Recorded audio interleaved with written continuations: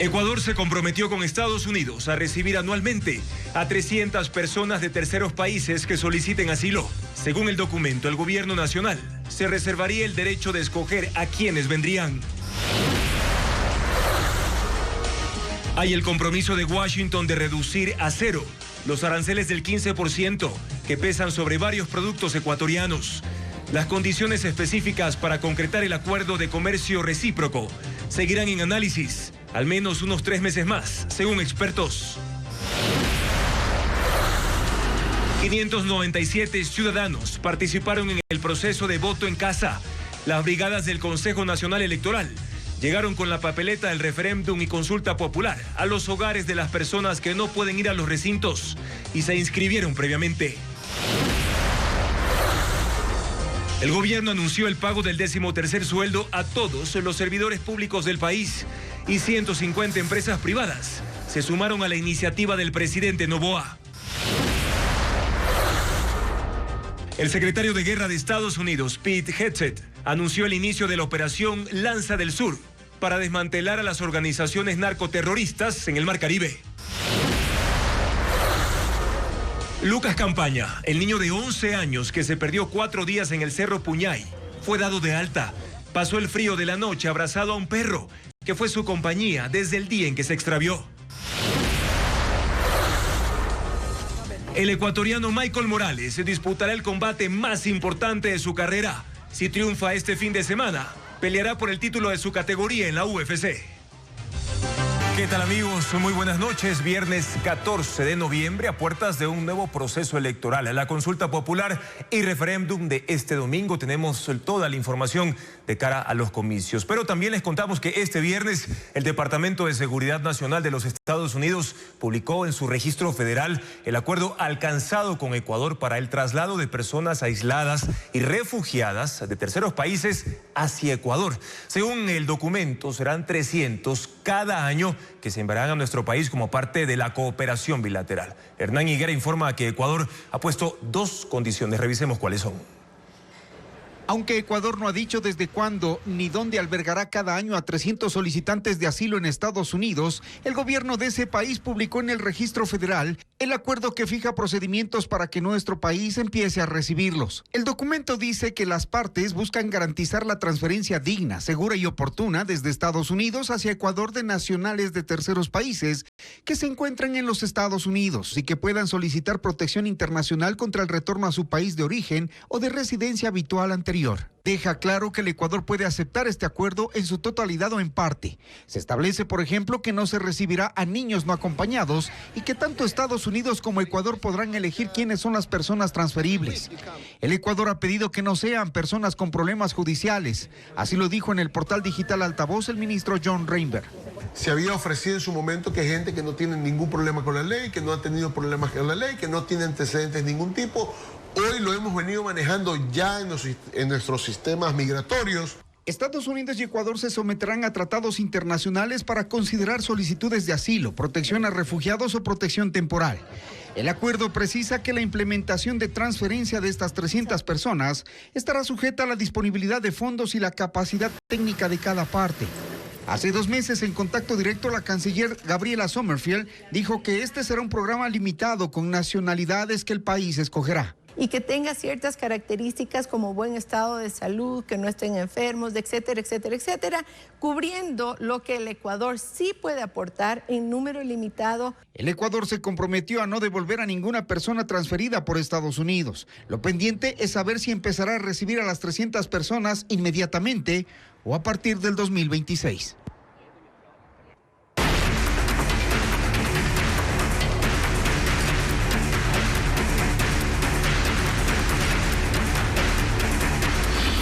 Ecuador, Estados Unidos.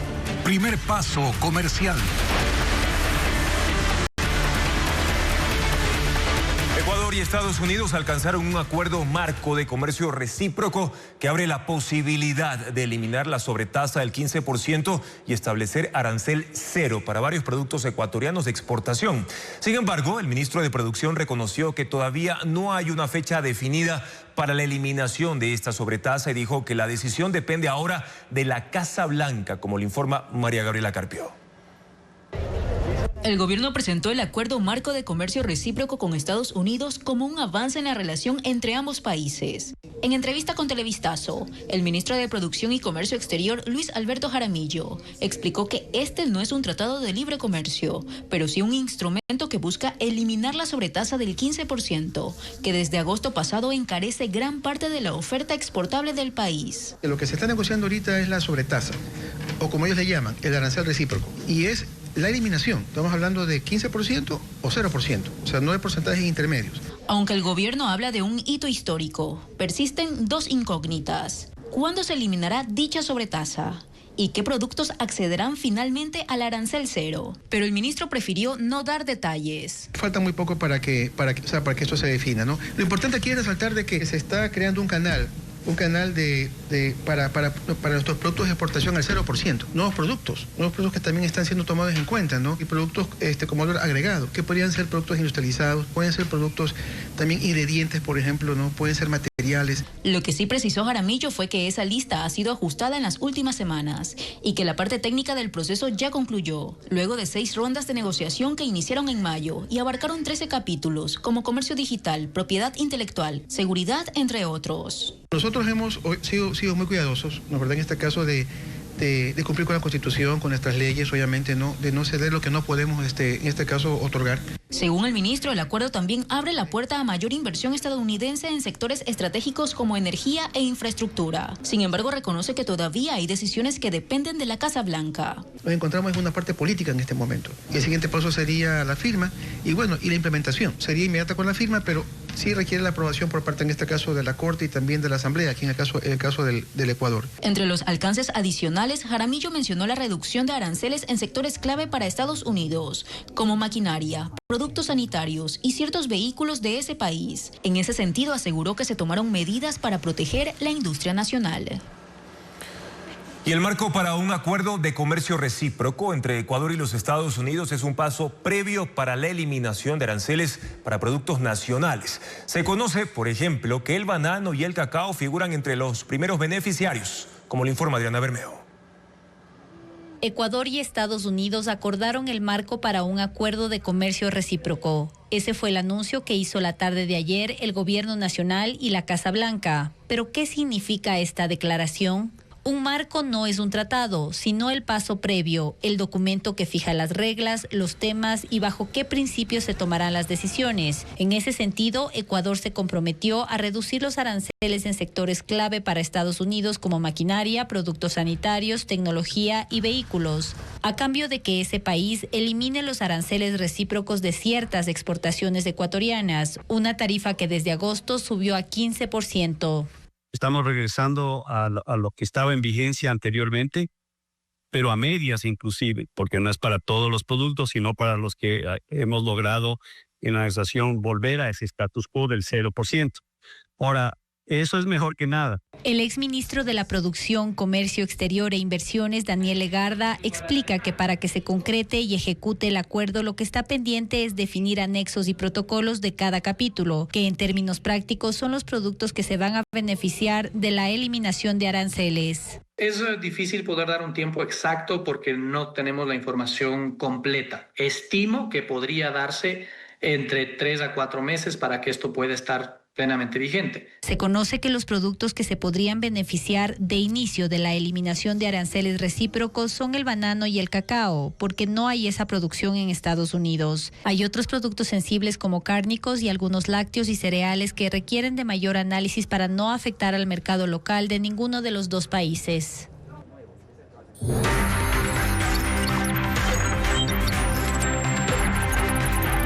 Consulta Popular 2025.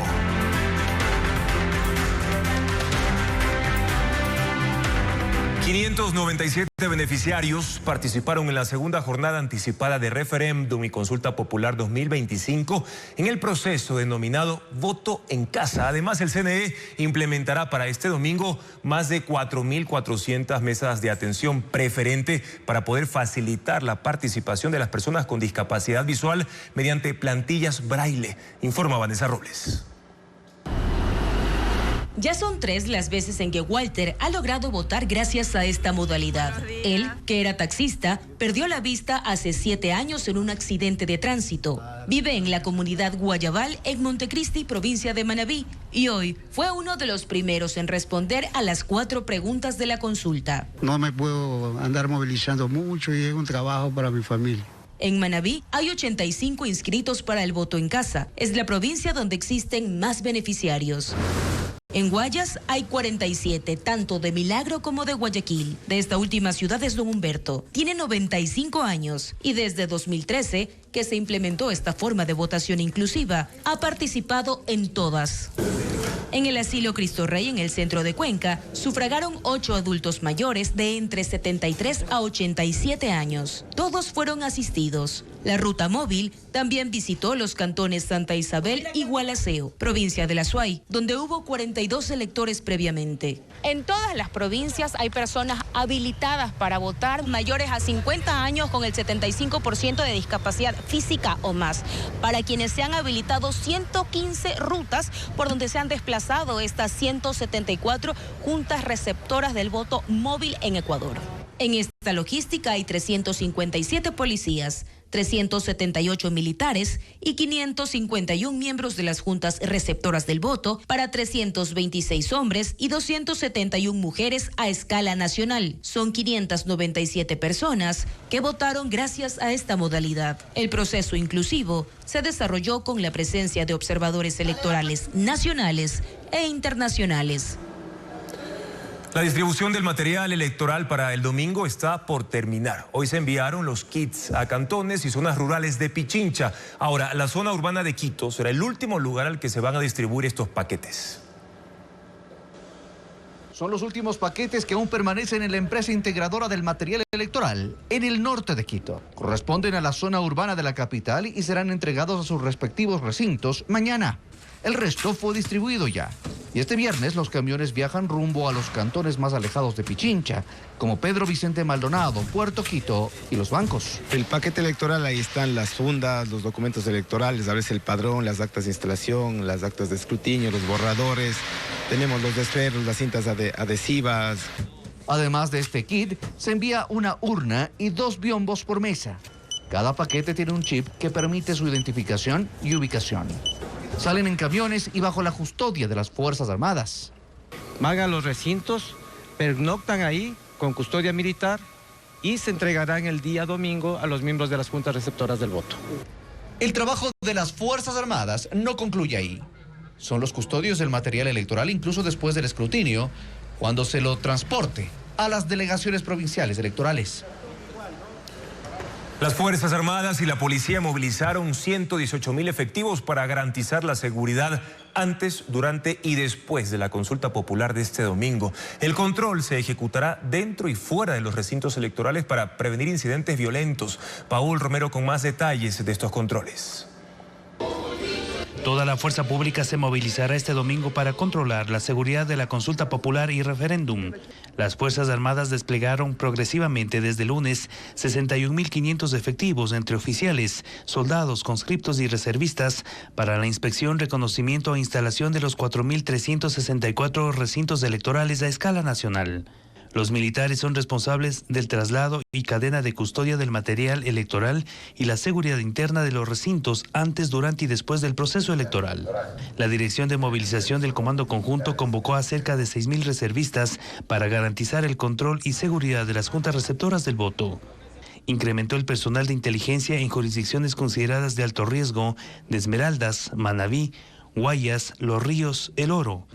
La policía se encargará de la seguridad externa de los recintos electorales con 57.460 uniformados a escala nacional. Empleará 8.412 vehículos entre patrulleros, transporte pesado y blindados. Para vigilancia aérea destinará 3 helicópteros y 41 drones. Por la explosión del coche bomba en Guayaquil en octubre pasado y las últimas amenazas de detonaciones en Quito, la policía activó un plan con equipos y agentes especializados para atender eventuales emergencias. Los equipos fueron distribuidos en las 24 provincias.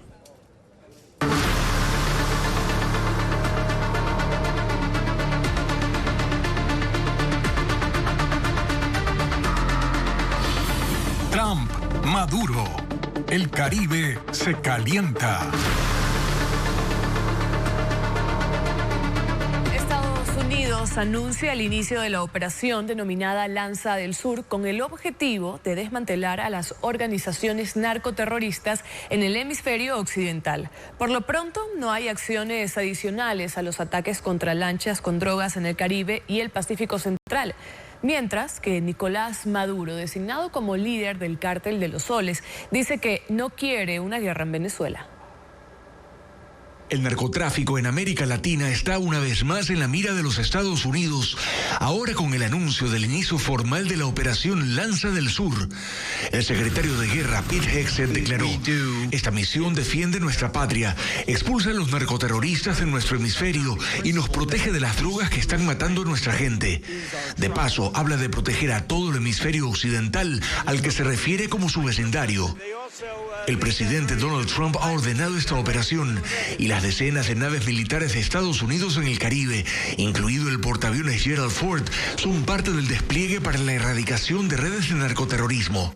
Desde agosto han mostrado la destrucción de lanchas supuestamente involucradas en actividades de narcotráfico, tanto en el Caribe como en el Pacífico.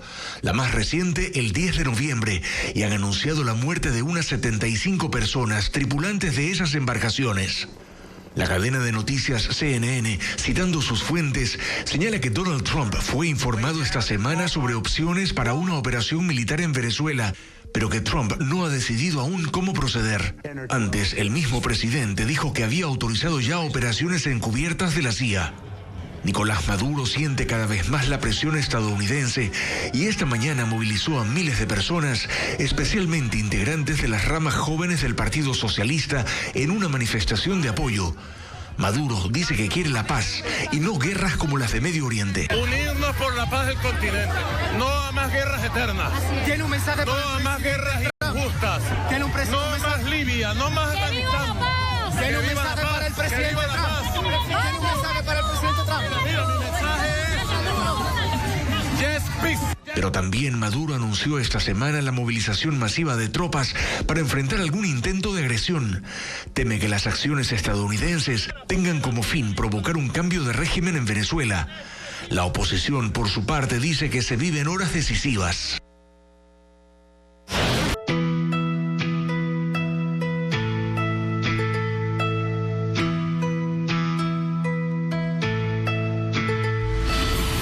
Chunchi, milagro en Cerro Puñay. Vamos a conocer ahora la historia de Lucas Campaña. El niño de 11 años rescatado tras perderse en el Cerro Puñay presenta una fractura en su pierna derecha. En entrevista con Televistazo relató cómo sobrevivió a la falta de comida, de agua y también al frío extremo. De hecho, un perrito lo acompañó y le compartió su calor. Fue lo que impidió un cuadro de hipotermia. Vamos a verlo. Me llamo Lucas Campaña. ¿Sobreviviste a la montaña? Sobreviví al Puñay. Lucas, de 11 años, conserva su sonrisa y buen ánimo mientras se recupera de las heridas en el Hospital Pediátrico Baco Ortiz en Quito. Él sobrevivió 4 días a la intemperie, desde el domingo hasta el miércoles, al separarse de una excursión familiar y perderse en las laderas del Cerro Puñay en Chimborazo. Recuerda cuál era su estado de salud cuando fue rescatado por comuneros. No podía moverme, mis piernas estaban hinchadas, mis manos estaban blancas, casi por medio de hipotermia. En este mapa se observa el camino que transitó su familia al subir. En la cima, el grupo hizo una oración y él se adelantó junto con un perrito que se le apegó en el trayecto. En una Y tomó otro camino. La línea roja es la ruta que siguió antes de ser rescatado. El sábado sufrió una caída mientras trataba de escalar una pared natural. Se raspó con piedras y ramas y aún tiene escoriaciones y golpes en sus manos, brazos, piernas y rostro. Una segunda caída, más grave, sufrió el martes. Se fracturó la pierna derecha. Su madre agradece a los comuneros y a las entidades de emergencia que ayudaron en su rescate. Yo estoy muy contenta, estoy muy feliz, estoy muy agradecida, más que todo con Dios, de devolvérmelo, de que esté bien. Lucas cuenta que se resguardó del frío durmiendo en pequeñas cuevas y poniendo hojas en el suelo para aislar la superficie. Lo aprendió en las películas. También mantuvo el calor abrazando al perrito con el que se perdió desde el primer día. El perrito no es suyo. Su dueña es una señora de una comunidad cercana. Lo acompañó hasta el martes y, según Lucas, respondía con ladridos a los drones que sobrevolaron la zona en las noches. Cree que lo protegía. Logré sobrevivir gracias a un perro que lo conocí.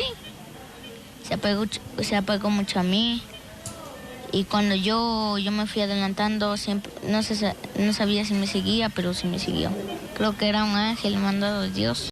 Tras el rescate, el animal volvió con su dueña. Aunque se esperaba que Lucas esté 72 horas en observación hospitalaria, fue dado de alta esta tarde y volvió a su casa en el sur de Quito para recuperarse. Continuamos con más información. Este viernes el Ministerio de Salud inició la entrega ya de medicamentos y dispositivos médicos, destacando que en esta primera fase se incluyen fármacos para enfermedades crónicas, antibióticos, anestésicos y otros insumos prioritarios. La distribución se difundió, al igual que en la Seguridad Social, mediante un video enviado a los medios de comunicación. Carla Delgado con los detalles. El Ministerio de Salud recibió el primer cargamento de medicamentos y dispositivos médicos dentro de la compra emergente para aliviar la severa crisis de desabastecimiento hospitalario. Al igual que hizo el IE semanas atrás, la llegada de la carga se convirtió en un evento mediático. Las imágenes fueron grabadas y distribuidas a los medios y con las autoridades como protagonistas. Esta vez le tocó el turno al ministro de Salud, Jimmy Martin. Recibió la carga, levantó los paquetes y verificó su contenido. Es importante destacar y mencionar que el Ministerio de Salud Pública ha efectuado este proceso mediante una compra transparente, ágil, pero sobre todo en el marco de la ley. Y aunque esta entrega contó con más imágenes, incluso en las que se pudo observar el almacenamiento y bodegaje de los fármacos, en el comunicado no se ofreció mayor detalle de la cantidad entregada ni de los hospitales a los que se destinaron estos medicamentos. Quiero decirles que esto solo empieza y que las entregas continuarán a nivel nacional día a día y no vamos a descansar hasta obtener un óptimo abastecimiento en todos nuestros establecimientos. El ministerio en un boletín dijo que los fármacos fueron entregados en Guayaquil y constan de medicamentos vitales y esenciales para tratar enfermedades crónicas, así como antibióticos y anestésicos. A finales de noviembre vence el plazo de 60 días dentro de la compra por emergencia, que según el gobierno contará además con un préstamo de $260 millones del Banco Interamericano de Desarrollo.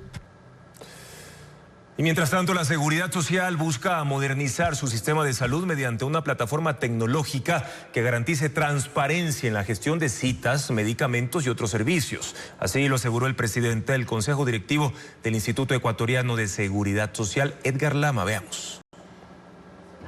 La Seguridad Social anunció el proceso de modernización de su sistema de salud mediante una nueva herramienta tecnológica. El presidente del Consejo Directivo del IES, Edgar Lama, explicó en un video publicado en las redes sociales que en el nuevo sistema en el que intervendrá CNT y la empresa Helbert permitirá gestionar atenciones, recetas y medicamentos, garantizando, según dijo, transparencia en todo el proceso. Con este sistema digital, cada atención, cada examen y cada receta quedará registrada en tiempo real y no se volverá a perder ni una pastilla, ni una consulta, ni $1 que le pertenece a los afiliados. Fue enfático al señalar que la implementación de esta plataforma permitirá desmantelar las mafias. Es el fin del desorden y de las mafias que durante décadas han destruido el sistema de salud de nuestro seguro social. El proceso de administración y gestión en salud fue aprobado con el voto dirimente del presidente del Consejo Directivo, que actualmente tiene solo 2 miembros. Contempla un techo presupuestario de hasta $37.7 millones. La empresa Helbrit fue encargada de desarrollar la aplicación CNT Salud, una herramienta que, de acuerdo con un comunicado del ministerio, promete transformar el sistema de citas médicas. Según esa información oficial, la aplicación disponible para iOS y Android permitirá agendar citas en medicina general, odontología, obstetricia y psicología, además de integrar funciones como reconocimiento facial para medir signos vitales, telemedicina, prescripción electrónica e historia clínica digital. La app aún no está operativa y no aparece disponible en ninguna tienda de aplicaciones. Tampoco se ha dado a conocer detalles sobre la inversión realizada por el gobierno para su desarrollo. Según el ministerio, la aplicación está en proceso de funcionamiento, aunque fue lanzada el pasado 4 de marzo.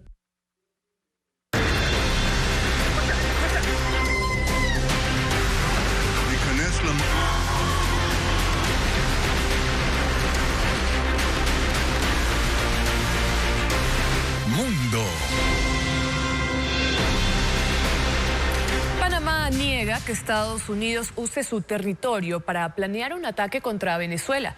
El presidente José Raúl Mulino dijo este viernes que su país no participa en ningún acto hostil.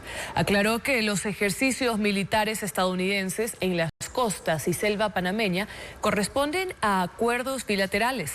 Las declaraciones se dan en medio de las crecientes tensiones por el despliegue militar ordenado por Donald Trump en el Caribe. Chile se prepara para la primera vuelta de las elecciones presidenciales. Los partidos de izquierda van a la contienda con una candidata única, mientras que la derecha se presenta dividida. Para los chilenos, este domingo será la primera vez que voten de forma obligatoria en unas elecciones presidenciales. Janet Jara lidera la intención de voto. La exministra del Trabajo de Gabriel Boric ganó las elecciones primarias de la izquierda y se presenta como candidata única. En segundo lugar está el ultraderechista José Antonio Kast. El republicano, seguidor de Augusto Pinochet, intenta por tercera vez ganar la presidencia, pero los otros aspirantes, Johannes Kaiser y Evelyn Matei, le siguen muy de cerca. Las propuestas en materia de seguridad serán las que inclinen la balanza. Aunque la tasa de homicidios es baja en comparación con otros países de la región, 6 por cada 100.000 habitantes, en Chile crece la sensación de inseguridad por el aumento de secuestros, robos y extorsiones. Jara promete control de armas e implementar políticas para seguir la ruta del dinero ilícito. La derecha señala la migración como responsable del aumento de la delincuencia y propone deportaciones masivas, muros y recortes para combatirla. Los sondeos aseguran que habrá segunda vuelta el 14 de diciembre. Lo incierto es qué candidatos pasarán. En Estados Unidos, un juez ordenó liberar a más de 600 migrantes detenidos en Chicago por agentes federales durante las redadas de ICE. Además, exigió que el gobierno presente los nombres de otras 3.000 personas arrestadas y expulsadas del país y que justifique los niveles de riesgo que éstas representaban para la seguridad pública. La justicia falló a favor de los abogados del Centro Nacional de Justicia y de la Unión por las Libertades Civiles, quienes denunciaron que unos 3.000 inmigrantes indocumentados fueron detenidos por agentes federales en los operativos contra la migración ilegal, realizados en Chicago entre el 11 de junio y el 7 de octubre. El juez federal Jeffrey Cummins, encargado de la causa, dictaminó que los agentes de ICE y de la patrulla fronteriza violaron un acuerdo judicial denominado Castañón-Nava de 2022, que restringe al Servicio de Inmigración y Control de Aduanas de realizar detenciones sin una orden judicial en 6 estados del Medio Oeste: Illinois, Wisconsin, Indiana, Kentucky, Missouri y Kansas. Y aunque ya fueron expulsados de Estados Unidos o salieron voluntariamente, el juez ordenó al gobierno entregar antes del 19 de noviembre una lista con los nombres de los 3.000 arrestados y detallar el nivel de amenaza que representaban para la seguridad pública. Hay otros 615 migrantes que, una vez que se confirme que no representan un riesgo, deberán ser liberados bajo una fianza de $1.500 el 21 de noviembre. Estas personas también tendrán que inscribirse en el programa Alternativas de la Detención de ICE, que incluye un monitoreo electrónico de su ubicación mientras esperan regularizar su estatus migratorio. Tras la audiencia, el abogado del Centro Nacional de Justicia, Mark Fleming, declaró que estas personas que deben ser liberadas están dispersas en centros de detención de todo el país y que es necesario localizarlas. El Departamento de Vehículos de California revocará unas 17.000 licencias comerciales emitidas a conductores que no cuentan con un estatus de residente permanente en Estados Unidos. Así lo dijo el secretario de Transporte de Estados Unidos, Sean P. Duffy, quien, además de anunciar las cancelaciones, acusó al gobernador de California, Gavin Newsom, de otorgar licencias comerciales a personas indocumentadas. La mayoría de afectados son conductores de camiones y autobuses. Esto ocurre tras una serie de accidentes mortales en los que estuvieron involucrados conductores inmigrantes que solo tenían permiso de trabajo y han sido considerados como ilegales. 3 astronautas chinos regresaron hoy a la Tierra desde la estación espacial de su país tras más de una semana de retraso porque la cápsula de retorno que pensaban utilizar estaba dañada. El equipo dejó su nave Shenzhou 20 en órbita y volvió a bordo de la recién llegada Shenzhou 21, que había trasladado a la estación a una tripulación de relevo de 3 personas, según la Agencia Espacial Tripulada de China. El plan original de retorno se canceló porque una ventana de la cápsula Shenzhou 20 presentaba daños causados por el impacto de basura espacial. Ellos forman parte de los entrenamientos del plan de China para enviar astronautas a la Luna. Y un grupo de científicos halló la telaraña más grande del mundo. Mide 106 metros cuadrados y está en la cueva de Azufre, frontera entre Grecia y Albania. Según los expertos, más de 100.000 arañas de 2 especies viven en ella, en una convivencia que hasta ahora no había sido registrada. Para los especialistas, el fenómeno se debe a la gran cantidad de mosquitos que hay en la zona y sirven como alimento. Sin embargo, los estudios continúan, pues algunos consideran que estos arácnidos podrían dar pistas evolutivas más amplias. Seguimos informando, estamos también en vivo, amigos, por ecuavisa.com. Hoy culminó el plazo para que el Estado pague el 13º sueldo a los empleados del sector público y según el presidente de la República, ese bono ya se pagó por completo durante esta tarde. A ese beneficio también se sumaron 150 empresas privadas. Diego Cuenca informa cómo se desarrolló el pago de esa bonificación que se adelantó para noviembre por pedido del presidente Daniel Noboa. En medio del silencio electoral, el presidente de la República en redes sociales esta tarde anunció que ya lograron pagar el 13º sueldo a todos los servidores públicos. Según el Ministerio de Economía y Finanzas, 144.235 empleados mensualizan ese bono y 343.726 lo acumulan. A quienes reciben el 10º mensualizado, el Ministerio de Finanzas les acreditó juntos los 2 meses que faltan del 2025, es decir, noviembre y diciembre. El Ministerio de Trabajo confirmó a Televistazo que 150 empresas privadas se sumaron de manera voluntaria a entregar ese bono, entre ellas instituciones bancarias, servicios médicos, bomberos y otras industrias. Por su parte, el Instituto Ecuatoriano de Seguridad Social, IES, anunció que durante esa tarde pagó $349 millones como parte de las pensiones de miles de jubilados que también recibieron el bono por adelantado. El presidente de la República ha justificado esta medida, asegurando que es para que las familias tengan dinero durante la época de descuentos, como el Black Friday, que se realiza el último viernes de este mes, aunque en Ecuador los descuentos se extienden hasta diciembre, mes donde normalmente todo el sector laboral recibe el 10º. Y el comercio electrónico se alista para el último Cyber Day del año entre el 17 y 19 de noviembre, que podría mover más de $30 millones en ventas. Aunque hoy las compras en línea representan solo el 5% del comercio nacional, está previsto que para el año 2030 la mitad de las compras de los ecuatorianos será por canales digitales. María Gabriela Carpio con más de este tema. Faltan pocos días para el Cyber Day y aunque las proyecciones apuntan a ventas cercanas a los $30 millones en 3 días, el comercio electrónico sigue siendo un canal minoritario en la economía ecuatoriana, ya que representa el 5% del total del comercio nacional. Como comparación, el comercio en tiendas físicas proyecta vender hasta $1.400 millones en el fin de semana del Viernes Negro. Leonardo Otati, presidente de la Cámara Ecuatoriana de Comercio Electrónico, destaca que a pesar de esto, las compras virtuales han mostrado una evolución sostenida. Según cifras del gremio, en 2019, antes de la pandemia, las transacciones en línea sumaron $1.200 millones y este año la expectativa es cerrar con $6.500 millones.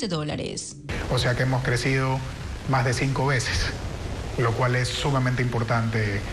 Como cifra de crecimiento tenemos muy claro que puedo salir de mi casa sin billetera, pero no puedo salir sin celular, y eso es estar hiperconectado 24/7. Otati reconoce que ese crecimiento ha sido impulsado por la confianza del consumidor y la seguridad de las plataformas. Sin embargo, entre los principales retos están fortalecer la bancarización y mejorar la conectividad. El tema de 5G puede impulsar muchísimo lo que es comercio electrónico, porque el tema de la navegación y la velocidad es algo que impacta mucho a la hora de decidir.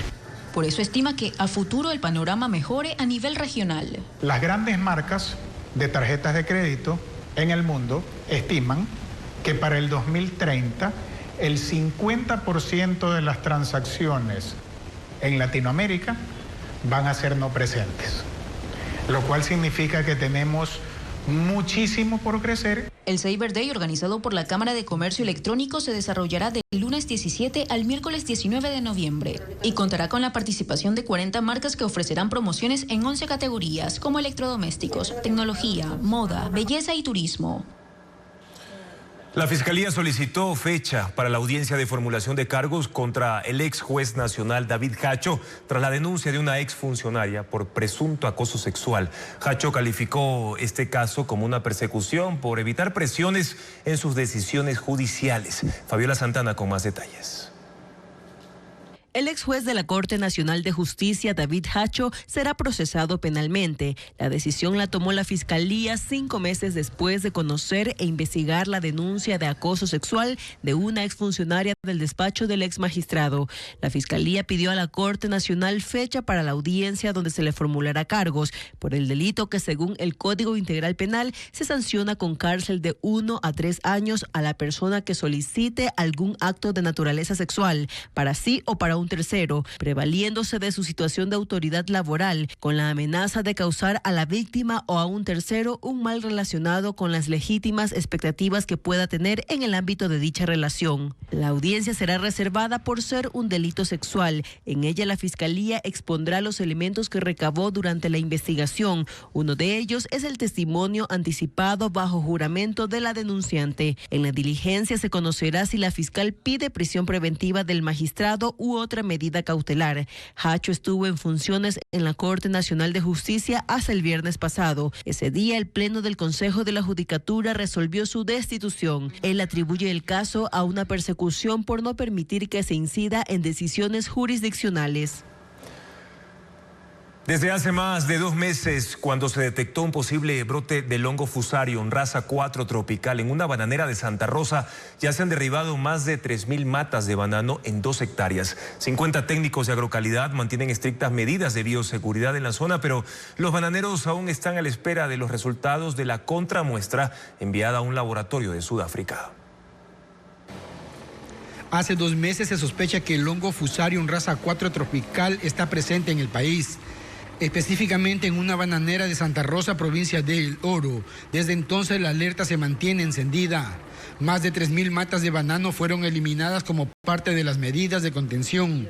Según el Ministerio de Agricultura, la acción fue necesaria porque 2 hectáreas del cultivo estaban comprometidas. El terreno afectado permanece cubierto con plásticos y urea, mientras las inspecciones no se detienen. 25 técnicos de agrocalidad permanecen en el sitio vigilando 5 kilómetros a la redonda y realizan controles permanentes en las 5.000 hectáreas de banano que produce el cantón. Otros 20 técnicos operan en 3 anillos de fumigación, donde se desinfectan diariamente unos 80 vehículos y 250 personas que ingresan y salen de las fincas. Las autoridades tomaron muestras en los terrenos afectados para realizar pruebas. El 7 de octubre, en entrevista con el programa Contacto Directo, el ministro de Agricultura, Danilo Palacios, dijo que los resultados estarían listos en 10 días, pero un mes después, durante la inauguración de Banana Business en Machala, afirmó que aún esperan un diagnóstico de la contramuestra enviada a un laboratorio en Sudáfrica. Nosotros no podemos declarar aún de manera oficial. En esta semana está por llegar, esperemos que este viernes, porque eso fue lo que me comunicó la gente de Agrocalidad, tengamos ya el resultado de la Universidad de Sudáfrica. Tenemos una sospecha de presencia de moco. El banano es el principal producto de exportación del país, genera más de 250.000 empleos y 3.700 millones de dólares en divisas. Cada semana los 61 exportadores negocian 7 millones de cajas y según Richard Salazar, presidente del gremio, la bioseguridad es una responsabilidad compartida entre productores, autoridades y exportadores. Porque hay que trabajar con las autoridades, sobre todo en medidas de prevención, porque hay muchos productores que también, hay que decirlo, no necesariamente adoptan medidas de bioseguridad tan importantes y por no hacer su trabajo pueden afectar a otros. A 3 kilómetros del foco detectado el 3 de septiembre, donde se hallaron 12 matas infectadas, los productores aplican medidas preventivas. Colocan urea en los accesos y áreas de empaque para que trabajadores y visitantes se desinfecten al ingresar.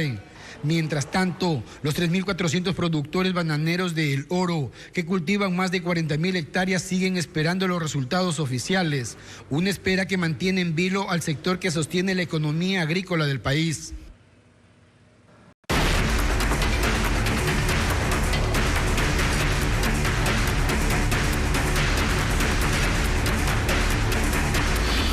Ecuador, Estados Unidos.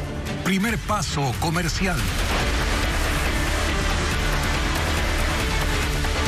Los gremios de exportadores consideran positivo el anuncio del gobierno estadounidense de eliminar el 15% de arancel que pesa sobre varios productos, que los volverá más competitivos frente a otros países que mantienen los aranceles que impuso el presidente Trump. Diego Cuenca describe las reacciones de los exportadores de estos principales productos. La Federación Ecuatoriana de Exportadores ha soportado 3 meses de incertidumbre, porque desde el 1 de agosto sus productos que ingresan a Estados Unidos tienen el 15% de arancel, y el acuerdo comercial que anunció el gobierno estadounidense no confirma desde cuándo reducirán esa sobretasa. Es decir, la incertidumbre continúa, a pesar de que consideran ese anuncio como un paso decisivo. Pero al mismo tiempo esto debe permitir asegurar que en condiciones más competitivas de acceso arancelario los productos de la oferta exportable del Ecuador puedan ingresar sin ese recargo del 15% que hoy sobrepesa a la oferta exportable del país. Estados Unidos es uno de los principales socios comerciales. Entre enero y agosto de 2025, Ecuador exportó más de 4.000 millones de dólares, principalmente en envíos de camarón, cacao y banano, que son los afectados por la sobretasa. Los gremios buscan que se defina qué productos se beneficiarán del mercado estadounidense, con el 0% de impuesto. La Asociación de Exportadores de Banano Acorbanet estima que si logran la reducción arancelaria, su producto será más competitivo frente a otros países. En el caso de concretarse inmediatamente y entre en vigencia, vamos a tener una ventaja competitiva, no solamente con Colombia, sino con otros países que aún no llegan a acuerdos, como por ejemplo Honduras y Costa Rica, que también está pagando el 15%, Honduras el 10%. El panorama es similar para los exportadores de cacao, que aspiran cerrar el año enviando 150.000 toneladas a Estados Unidos. Ese gremio hasta abril enviaban su producto sin arancel, pero desde agosto la exigencia del gobierno de Trump redujo el ritmo de los negocios. Por eso el 70% de sus exportaciones se concentran en Europa. El primer paso por ahora es establecer un trazado regulatorio que permite que las dos partes puedan ir afianzando los compromisos que tienen a nivel bilateral, y esto significa que tanto Ecuador como Estados Unidos van encontrando cuáles son esas medidas que pueden viabilizar y facilitar el comercio y las inversiones entre las dos economías. El próximo lunes el Ministerio de Comercio Exterior se reunirá con los representantes de los gremios exportadores. Y precisamente hace pocos minutos el presidente Donald Trump firmó un decreto para retirar la sobretasa del 15% impuesta por los Estados Unidos para ciertos productos que importa desde Ecuador y otros países, como por ejemplo banano, plátanos, cacao y especias, también frutas tropicales, café y té, entre otros. Según la Casa Blanca, esta decisión responde a los avances logrados en negociaciones comerciales con varios países, entre ellos Ecuador, y también a la necesidad de excluir de la sobretasa arancelaria a ciertos productos agrícolas que no se producen en cantidades suficientes dentro del mercado estadounidense. Esta decisión llega un día después de que Washington hizo el anuncio del acuerdo marco de comercio recíproco con Ecuador.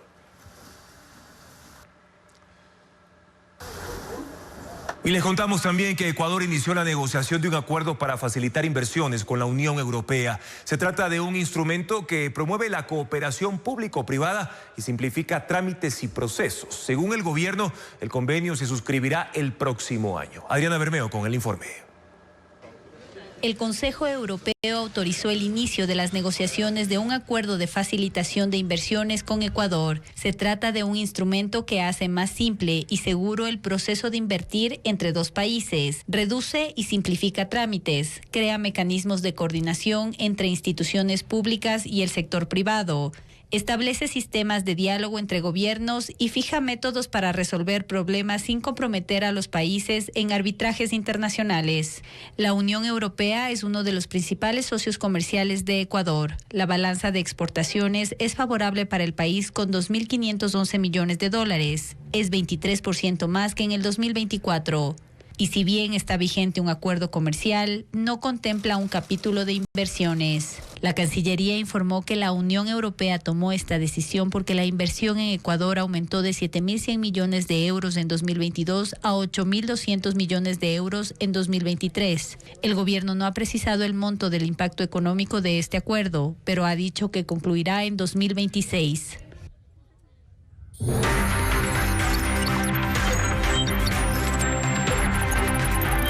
Consulta Popular 2025.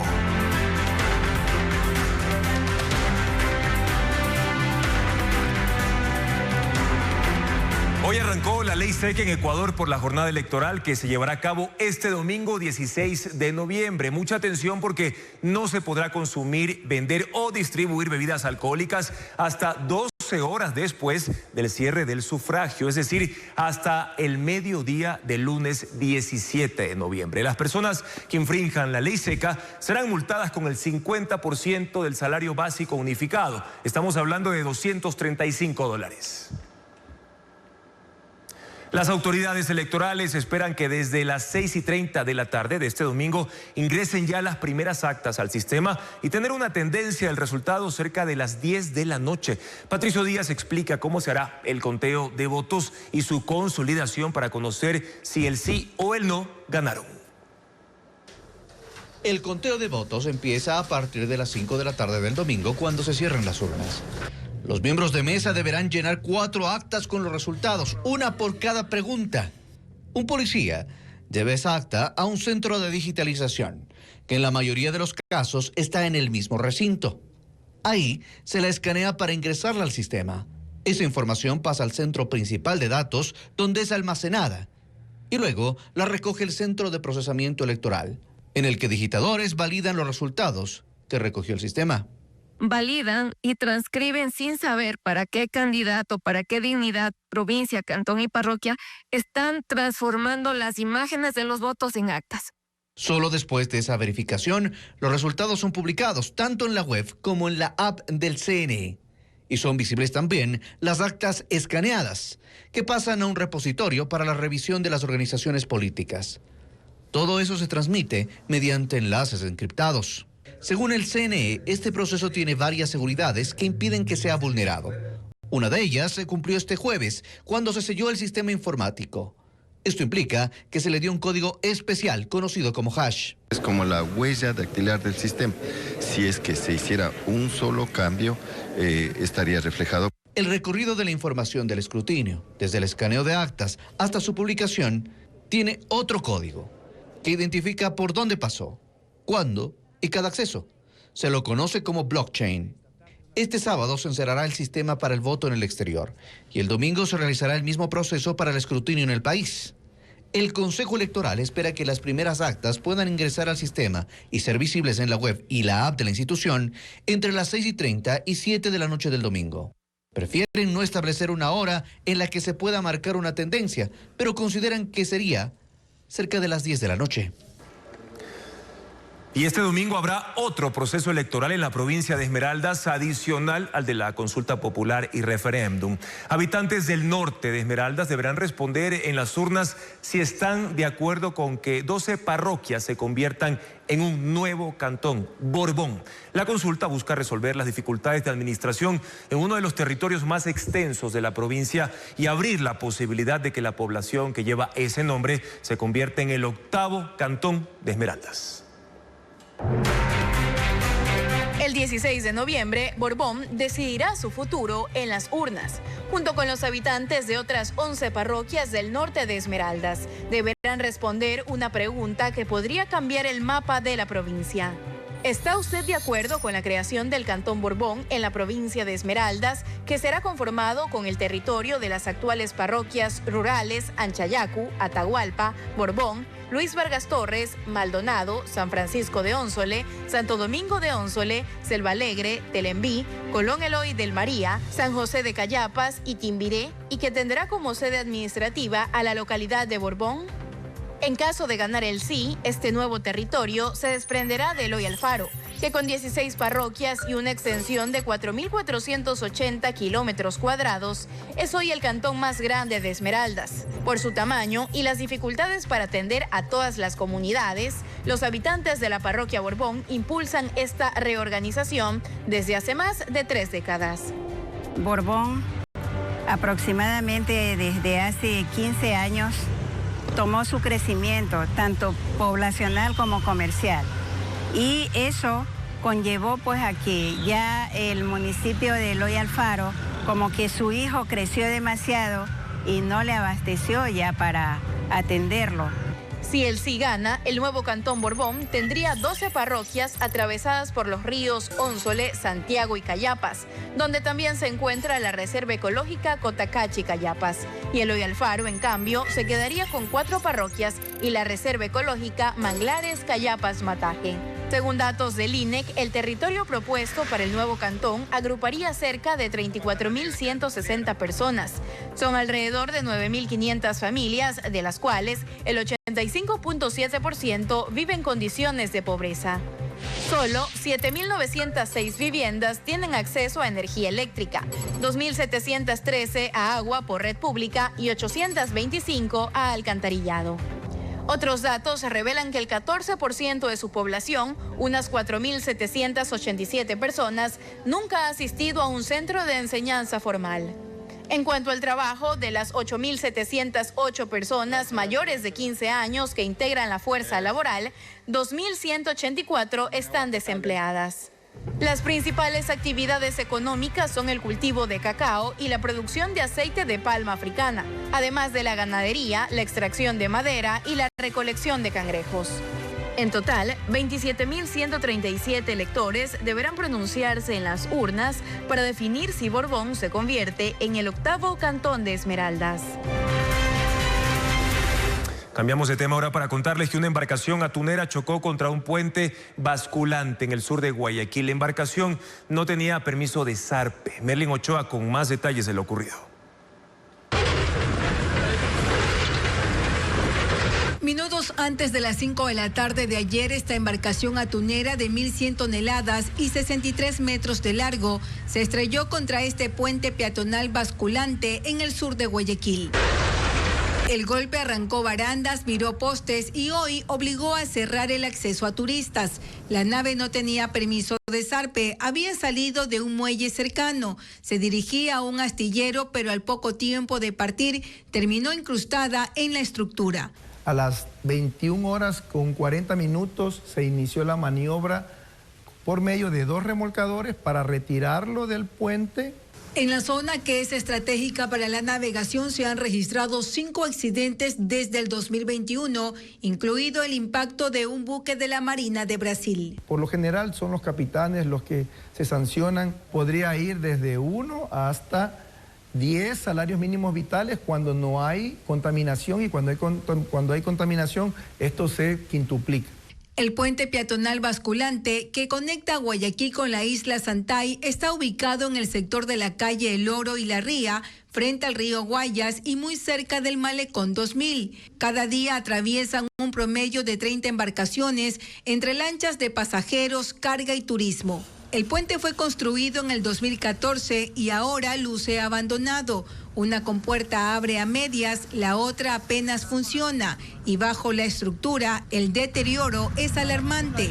Cables rotos, metal corroído, vigas y pilares deformados.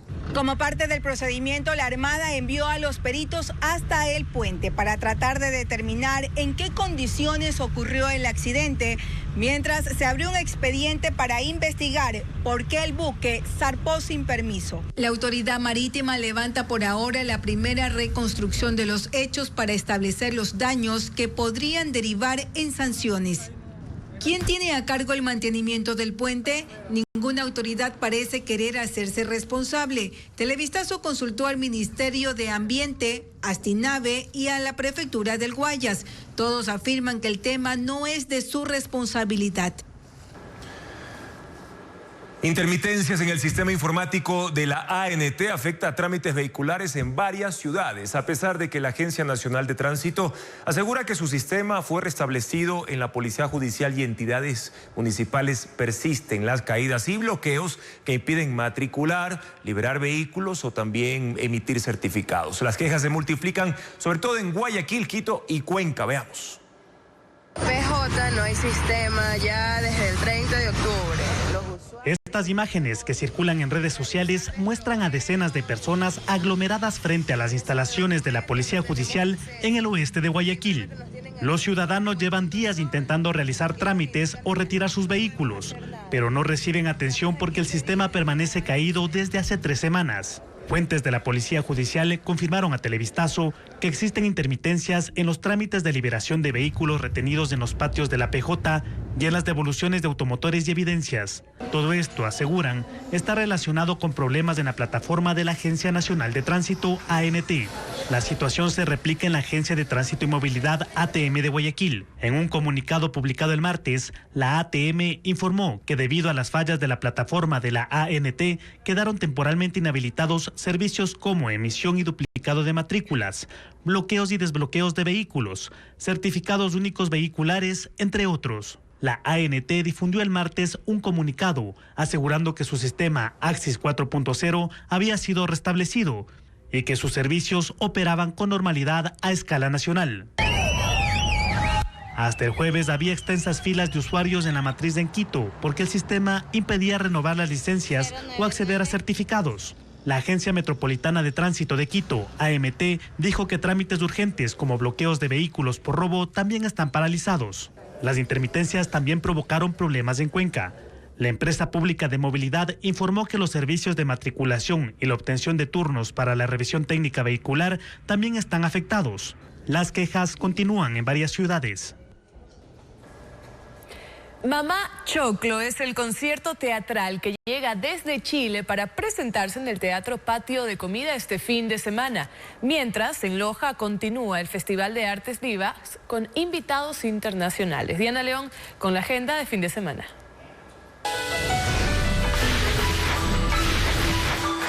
El Festival Internacional de Artes Vivas de Loja continúa este fin de semana con la participación de artistas internacionales. Desde Chile, la compañía Circo Koshka presentará el sábado su espectáculo Il Concerto a las 6:30 de la tarde. Ese mismo día, en la noche, será el turno de la producción italiana Pesadilla.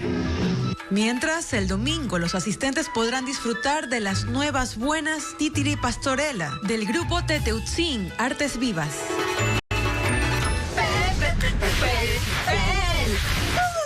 La famosa comedia francesa Toc Toc tendrá funciones este fin de semana en el Teatro del CCI de la capital. 6 personajes muy peculiares llegan a la sala de espera de un famoso psiquiatra, cada uno con su propio trastorno. Bajo la dirección de Cristina Rodas, la función del sábado empezará a las 7 de la noche. No es solo un gesto o manía.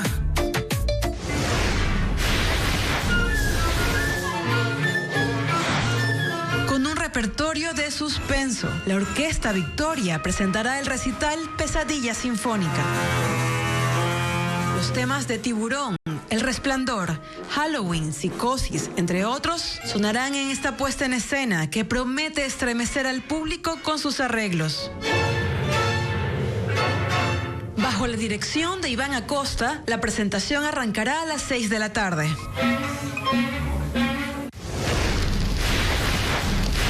La La piazza de la urbanización Villa Club será este fin de semana la sede de una feria con formatos físicos de grabaciones musicales. Los asistentes podrán escoger entre vinilos, cassettes y CDs de colección, además de otros accesorios vintage, como tocadiscos. La cita será el sábado y el domingo desde las 10 de la mañana.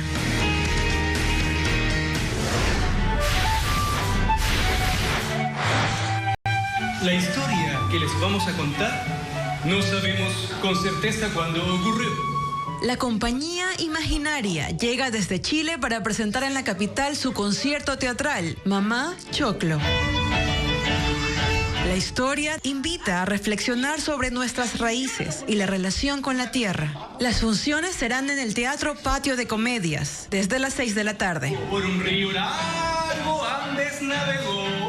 Continuamos con más. Gracias por su sintonía. La famosa comedia La Fierecilla Domada de William Shakespeare llega al estudio Paulsen bajo la dirección de Ricardo Velastegui. Tendrá funciones hasta el domingo 30 de noviembre. Diana León con los detalles de esta adaptación. Es ahí que ningún hombre ni bestia pueden hablar de Catalina la Capaz. Todo lo puedo y todo lo quiero. Y en este momento le sirvo, señor, no porque tenga que hacerlo. Una obra de William Shakespeare llega al barrio Las Peñas, en Guayaquil. ¡Sí! El estudio Paulsen presenta de jueves a domingo la famosa comedia La Fierecilla Domada, vista desde una perspectiva contemporánea. La dirección la asume el también actor Ricardo Velastegui. Justamente tiene ese contraste entre aspectos modernos con cosas muy clásicas, por así decirlo, ¿no? Muy de pose, muy llevado a la farsa. La dinámica escénica que es un despliegue muy coreografiado de 2 horas intensas de la obra, donde hay entrada y salida de actores constantemente. Mare Ceballos interpreta a Catalina, la rebelde protagonista que lucha contra los roles establecidos para ella por la sociedad. Al ser la hija mayor de su familia, se espera que ella sea la primera en contraer matrimonio. ¿Quién es eso? Solo juicio lo que hace como esposa. Tranquilo, mi señor, que no está ni a la mitad. Junto a Ceballos actúan Diego Naranjo como su padre y Gabriela Menéndez como su hermana menor, Bianca. ¿No te parece que esta es la mujer más hermosa que has visto? El actor Andrés Guerrero interpreta al pretendiente Petruccio. ¿Os aseguro que es buena persona? Ojalá no lo hubiese visto jamás. El público podrá asistir hasta el domingo 30 de noviembre, con funciones desde las 8 de la noche. La Fierecilla Domada es una de las obras más adaptadas en todo el mundo del dramaturgo inglés. Mis manos están dispuestas a rendirle. La 10ª edición del Festival Internacional de Artes Vivas arrancó anoche en Loja con un despliegue que transformó la ciudad en un escenario abierto. Un desfile lleno de luz, acrobacias y música marcó el inicio de 11 días del evento. Veamos.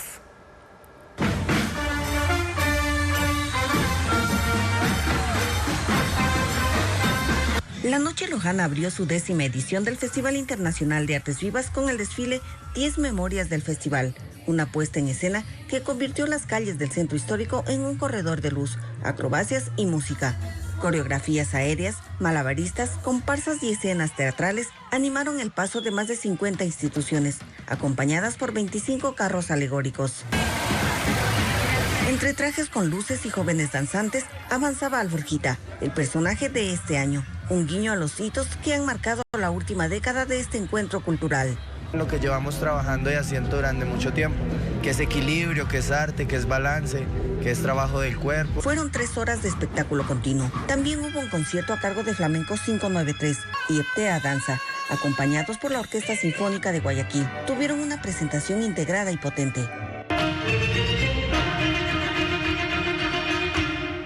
Para esta edición, el Ministerio de Cultura destinó $1.300.000, mientras que el municipio de Loja aportó $350.000. 116 elencos presentarán 125 obras con la participación de cerca de 4.000 trabajadores del arte, entre artistas, técnicos y gestores culturales. Tenemos 300 actividades culturales alrededor de esta ciudad. No solo tenemos los elencos, las activaciones culturales, sino que también tenemos talleres, laboratorios de aprendizaje para gestores culturales. El Festival Internacional de Artes Vivas continuará hasta el 23 de noviembre. Las Vegas vivió una auténtica fiesta musical con la entrega de los Latin Grammys 2025. Bad Bunny recibió el máximo reconocimiento, Álbum del Año. A la gala también asistieron artistas ecuatorianos. Ana María Palacio nos cuenta de quiénes se trata. Bad Bunny se llevó el máximo galardón en los Latin Grammy con Debí Tirar Más Fotos, que obtuvo el premio a Mejor Álbum del Año. Mami, papi, te amo, a mis hermanos los amo y la música, amo lo que hago. Bad Bunny. El artista sumó 4 gramófonos más en las categorías: Mejor Canción Urbana, Mejor Álbum de Música Urbana, Mejor Interpretación de Reggaetón y Mejor Interpretación Urbana. Karol G se alzó con el premio a Mejor Canción del Año por Si Antes Te Hubiera Conocido. En la categoría Grabación del Año, el ganador fue el español Alejandro Sanz, con Palmeras en el Jardín. Agradecerle a los fans y a los fans que hacen posible que podamos reunirnos todos los años para celebrar la música, y también a nuestra cultura, la cultura hispana, que es nuestra y que está más fuerte que nunca y no se va a ningún sitio. Cristian Nodal se llevó el galardón a Mejor Álbum de Música Ranchera con su disco ¿Quién más como yo? A la gala también asistieron artistas ecuatorianos como Mirela Cheza, Johan Vera y Mar Rendón. Gloria Estefan ganó el premio a Mejor Álbum Tropical Tradicional con Raíces. La edición número 26 de la Fiesta de la Música Latina se realizó anoche en Las Vegas. Gracias, amigos, por acompañarnos en esta emisión. Recuerde que en ecuavisa.com también puede revisar los detalles de la consulta popular y referéndum 2025. Además, en nuestras redes sociales, las recomendaciones, por favor, antes de ir a votar este domingo, y a partir de las 6:30 de la mañana, justamente este 16 de noviembre, tenemos transmisiones en vivo en todos nuestros espacios informativos. Ya lo saben, ecuavisa.com y también por Ecuavisa Play, información verificada con el sello de Televistazo. Buenas noches.